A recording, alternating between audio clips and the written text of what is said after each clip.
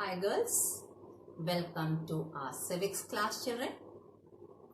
Students, in the previous sessions, we have spoken about India's external relations, in which the invasion of China and Pakistan was told.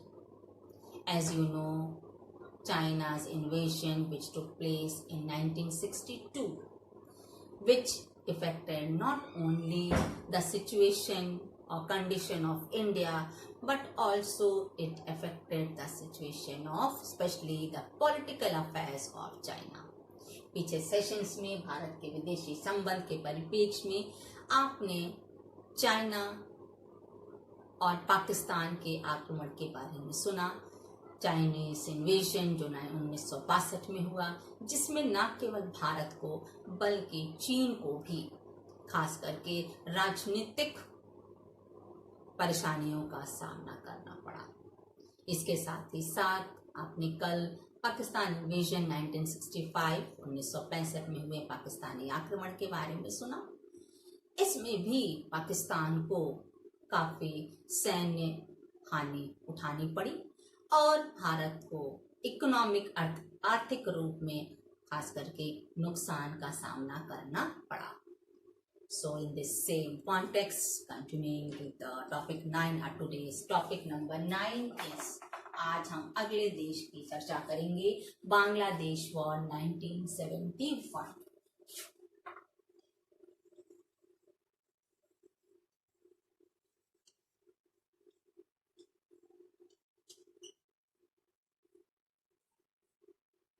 Today's topic is Bangladesh War 1971। Bangladesh युद्ध जो 1971 में हुआ। Students, इन 1970 में पाकिस्तान में आंतरिक संकट उत्पन्न हो गया। खंडित जनादेश आया, अर्थात पहले इलेक्शन में, चुनाव में पाकिस्तानी सरकार के समक्ष खंडित जनादेश आया। In 1970, Pakistan faced internal crisis on a split verdict. So in this, what had happened, children? Zulfikar Ali Bhutto,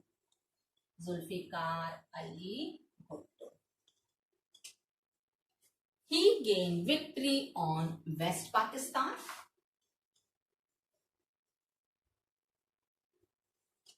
and the next Awam League first and then next Awam League, which was led by Sheikh Mujibur Rahman, he gained victory on East Pak.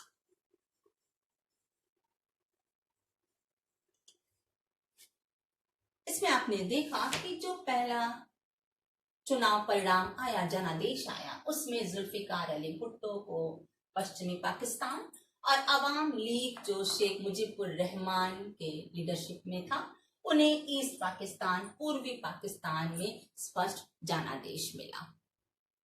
Now it was very difficult for the Pak government to accept it because children, the Bengalis of East Pakistan, they were treated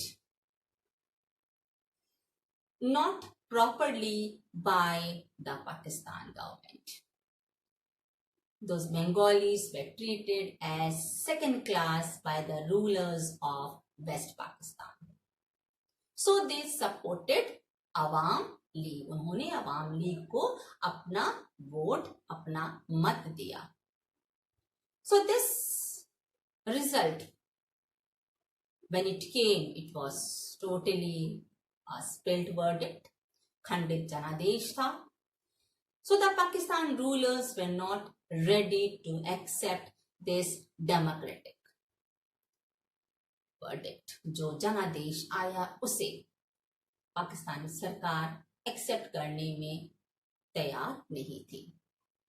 And it was not also ready to accept the Awam League's demand for a federation, Awami league जो परिसंघ बनाने की मांग कर रहा था उसे भी सरकार मानने को तैयार नहीं थी। Not only this, Sheikh Mujibur Rahman was arrested by Pakistani army. Sheikh Mujibur Rahman को गिरफ्तार कर लिया गया and the government started creating terror in East Pakistan. The public of East Pakistan was really tortured. So in this situation, what had happened? ऐसी परिस्थिति में क्या हुआ? The Eastern Pakistani public, they started struggle to liberate East Pakistan, which is known as present Bangladesh, from the capture of Pakistan. ऐसी स्थिति में पूर्वी पाकिस्तान जो आज बांग्लादेश के नाम से जाना जाता है, वहां की जनता ने पाकिस्तान सरकार के विरुद्ध जन आंदोलन छेड़ दिया। और इसी समय India board a burden of around 80 lakh refugees who had taken shelter in the neighboring areas of India. ऐसी परिस्थिति में भारत ने करीब 80 लाख शरणार्थियों को वहन किया जिन्होंने भारत के पड़ोसी राज्यों में शरण लिया। And this also shows that India supported the struggle which had taken place in Bangladesh. So, Pakistan government took this affair of India as conspiracy against Pakistan.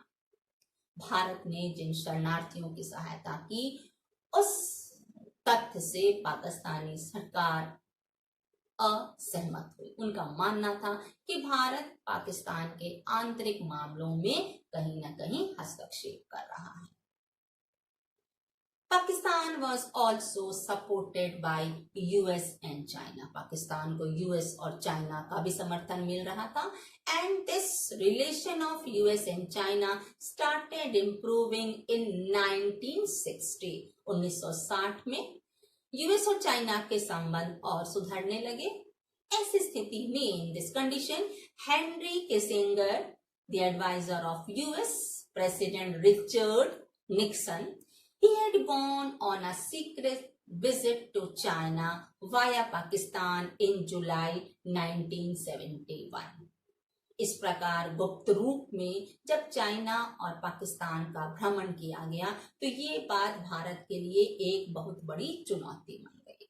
उनने माना कि यूएस, पाकिस्तान और चाइना मिलकर एक धुरी का निर्माण कर रहे हैं जो भारत के लिए खतरा हो सकता है।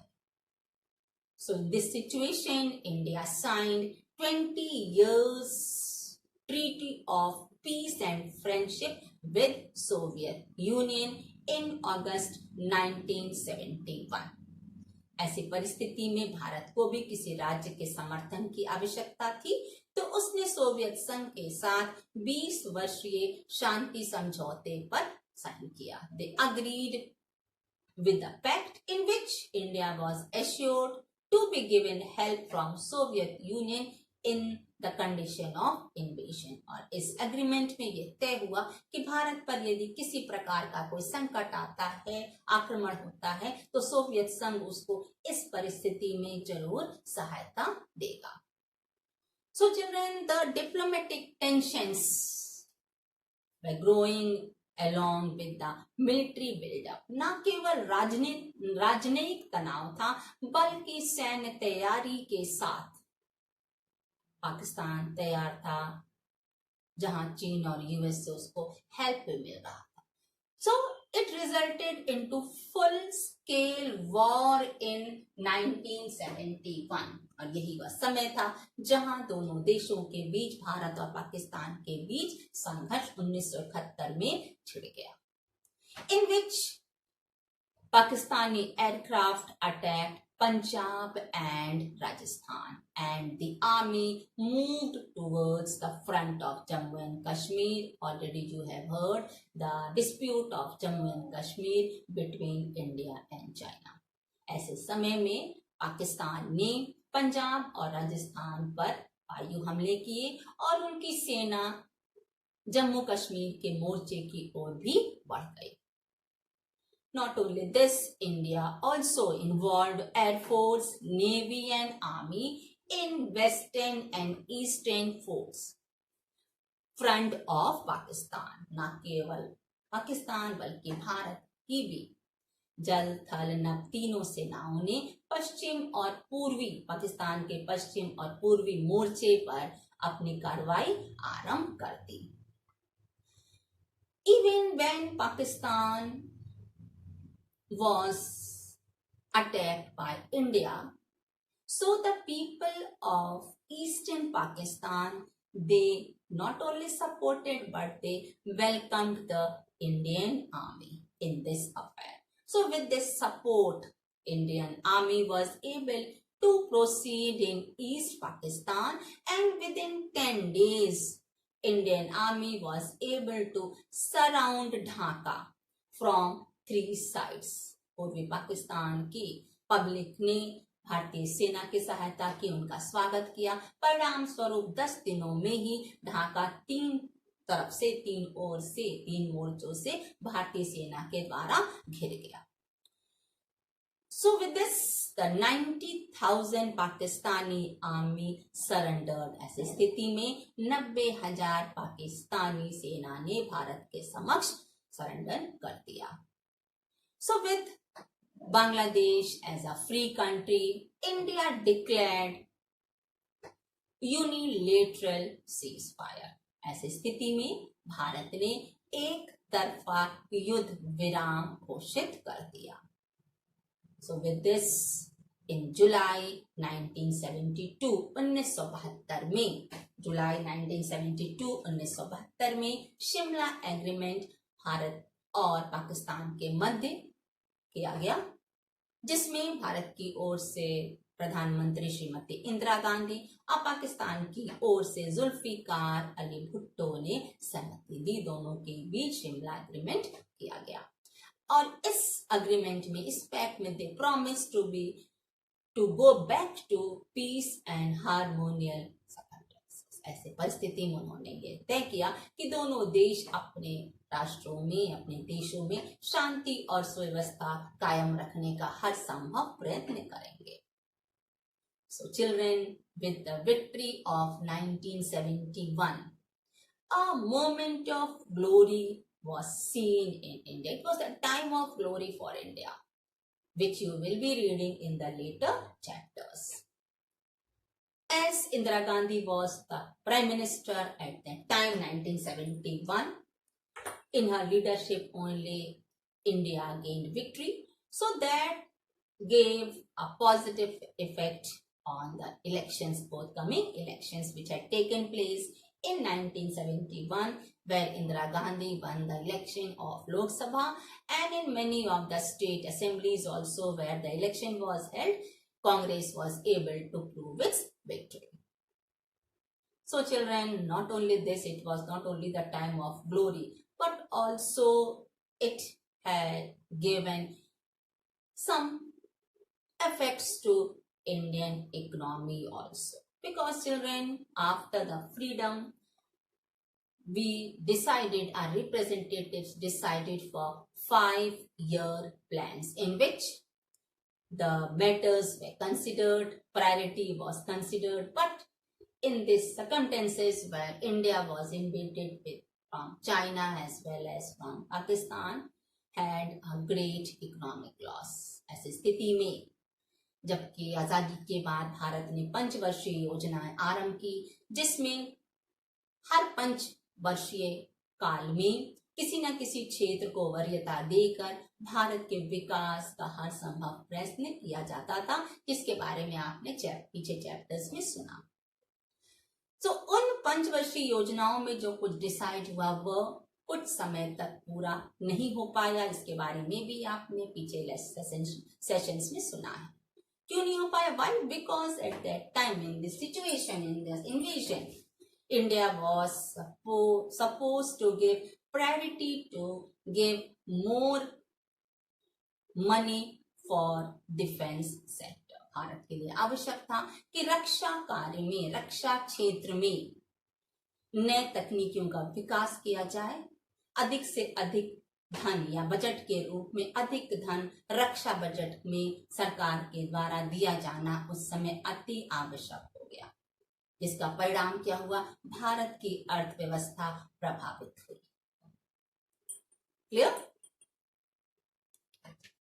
So children, we have finished dealing with the point number 9, Bangladesh War 1971. Now the last point of this chapter, point number 10, India's nuclear policy.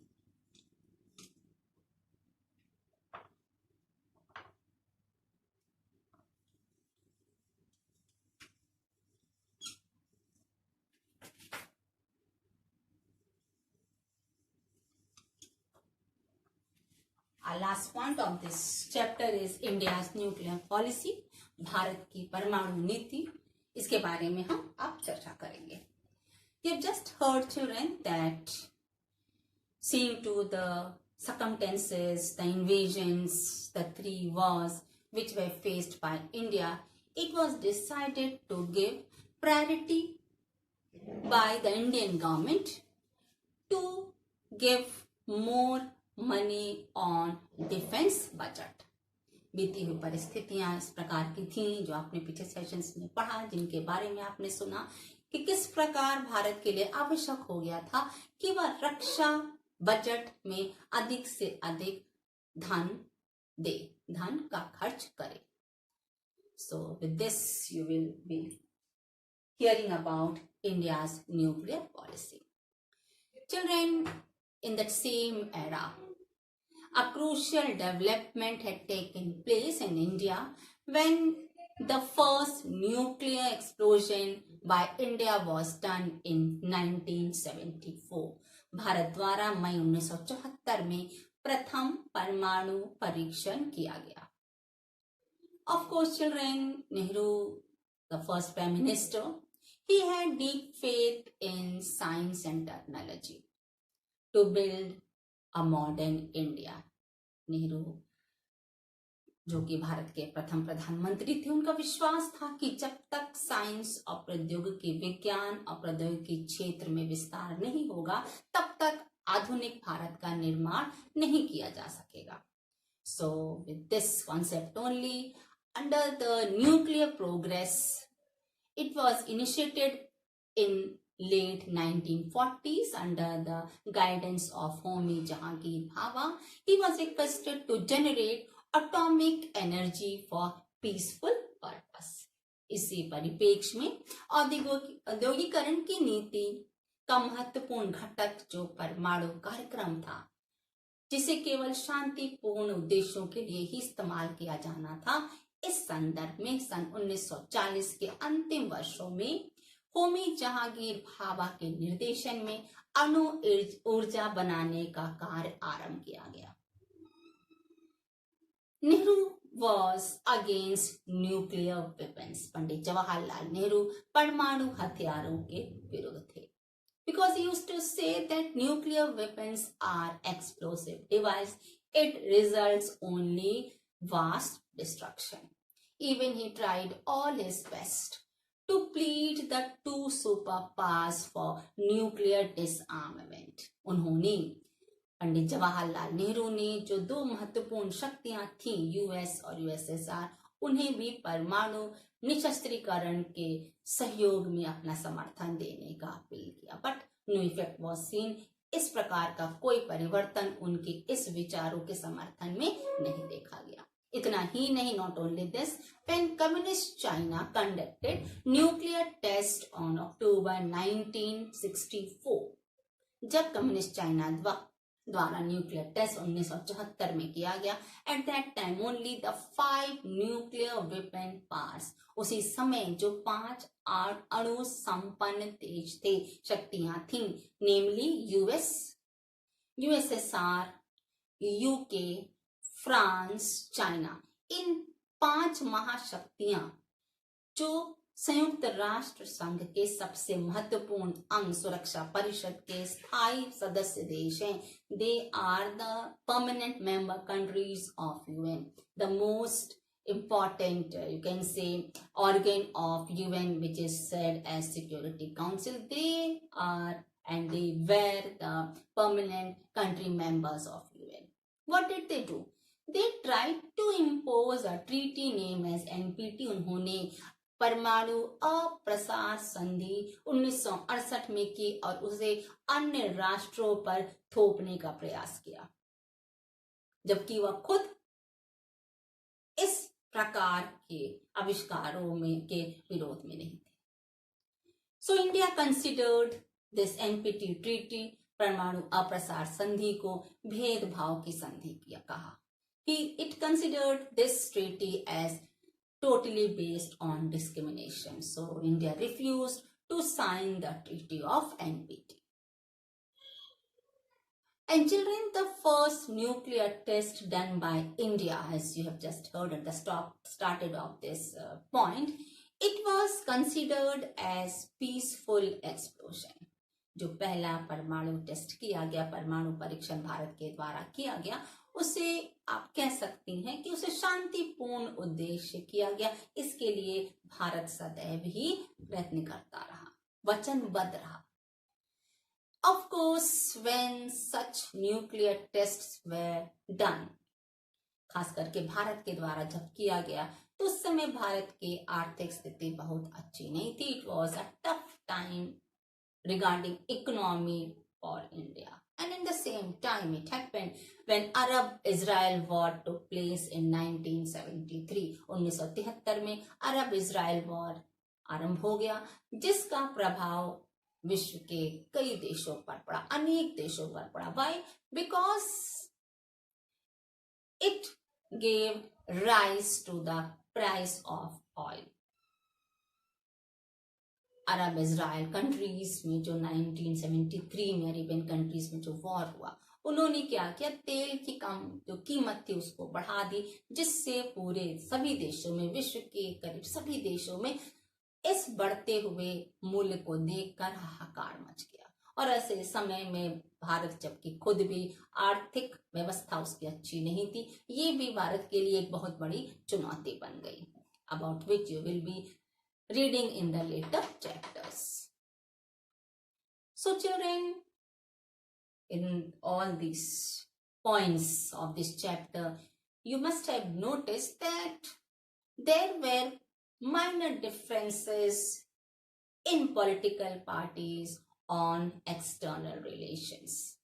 But Indian politics has vast, broad agreement on national issues such as integration, such as protection of international boundaries or the issues of national interest.